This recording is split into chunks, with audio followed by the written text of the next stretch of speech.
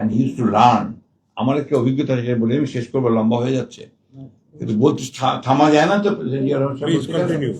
আমি আপনার তখন ইউনেস্কো ন্যাশনাল কমিশনে কাজ করতাম ঠিক ওই সময়।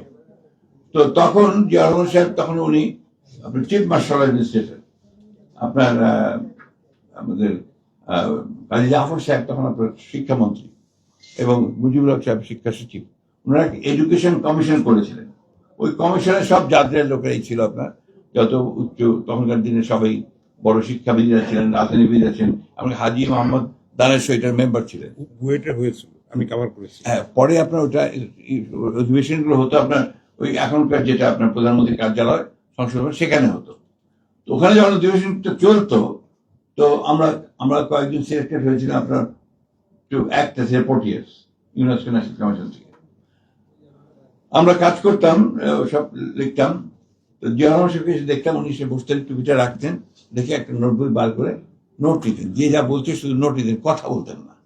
এমনকি শেষের দিন, অর্থাৎ প্রায় 15 দিন সেটা রিভার্সিটি হয়েছে, শেষের দিনে তিনি কথা বললেন।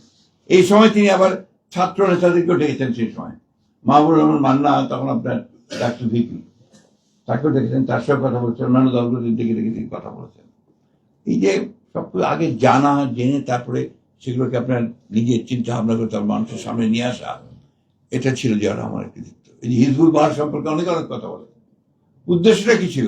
যে দেশের সবচেয়ে ভালো ছাত্রছাত্রীদেরকে তিনি জাহাজে উঠিয়েছেন, উঠিয়ে তাদেরকে বাংলাদেশ দেখানোর জন্য এবং বঙ্গোপসাগর দেখানোর জন্য তিনি নিয়ে গেছেন। এবং সেখানে সমস্ত বিশিষ্ট আপনার অধ্যাপক যারা আপনার ছিলেন, রিসার্চার, তাদেরকে নিয়ে গেছেন, যে তাদেরকে জানাও যে এটার মধ্যে কি আছে, সমুদ্রে কি আছে, এখানে আমাদের ভবিষ্যৎ কি আছে, দেশ সম্পর্কে তাদেরকে জানা।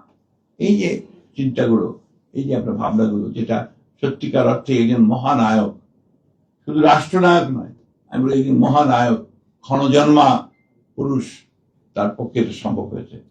তাই আমি শেষ করছি এই কথা বলে, আমি যে কথাগুলো বলেছেন এখানে, যে এখন একটা সুযোগ এসছে আবার যে জিয়া রহমানকে অনুসরণ করার সুযোগ এসছে আপনাদের প্রেস ক্লাবের আরো উন্নয়ন ঘটানোর জন্য। আমরা খুব কষ্ট পাই, ফ্র্যাঙ্কলি বলি, কারণ আপনাদের এই যে অডিটোরিয়াম বলেন, মিলনায়তন বলেন, ওখানে অবস্থা খুব খারাপ। ওখানে আপনার কাজ কোনো অনুষ্ঠান করা যায় না। এখন একবার প্রধানমন্ত্রীকে নিয়ে আসেন, আমি তো প্রধানমন্ত্রীর মধ্যে তার ছায়া দেখতে পাই, তার প্রতিচ্ছবি দেখতে পাই। উনিও কিন্তু একইভাবে কাজ করছেন, দিন রাত কাজ করার চেষ্টা করছেন। এটাকে কাজে আপনারা তাকে বলেন, নিমন্ত্রণ করেন, নিয়ে আসেন, এবং তার কাছে যে আপনাদের অডিটোরিয়ামটা এটা আরো ভালোভাবে নতুন করে আপনার করা যায়। সেই সঙ্গে মিডিয়ার যে সমস্যাগুলো আছে সেগুলো সম্পর্কে তাকে বলেন। মিডিয়ার সমস্যাটা এখন বিশাল, আমি অত কিছু বলতে চাই না। সবচেয়ে বড় সমস্যা মিডিয়া, তো মিডিয়া নাই এখন, একটা বিজনেস হাউসের প্রতিনিধি হয়ে গেছে।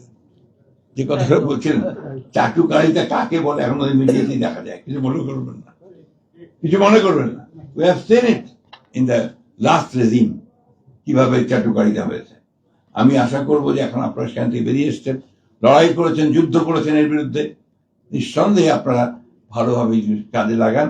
আমরা আপনাদের সঙ্গে আছি, আগেও ছিলাম, এখনো আছি। রাস্তায় যেমন একসাথে দাঁড়িয়ে মিছিল করেছি, এখনো দরকার হলে প্রয়োজনে আমরা এই ব্যাপারে আপনাদেরকে সর্বোচ্চ সহযোগিতা প্রদান করবো। আপনাদের সকলকে